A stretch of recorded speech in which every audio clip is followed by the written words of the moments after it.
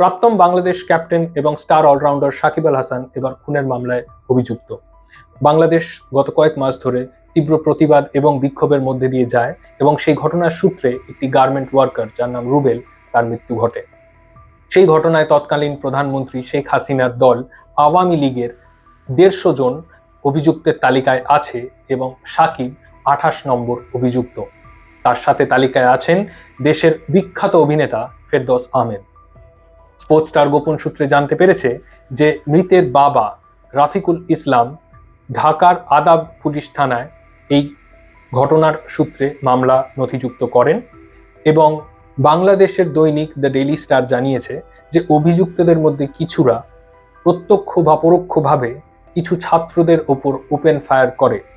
সেই ছাত্ররা আদাবের রিং রোডে 5ই অগস্ট প্রতিবাদ করছিল এবং তাদের মধ্যে একজন ছিলেন রুবেল।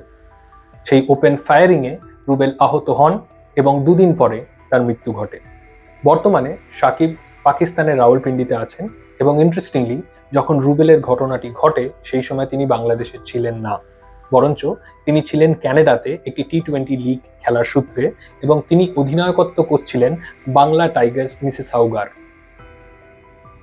তার আগে সাকিব আমেরিকায় ছিলেন এবং সেইখানে তিনি মেজর লিগ ক্রিকেট খেলছিলেন এবং সেই টুর্নামেন্ট শেষ হয় গত মাসে।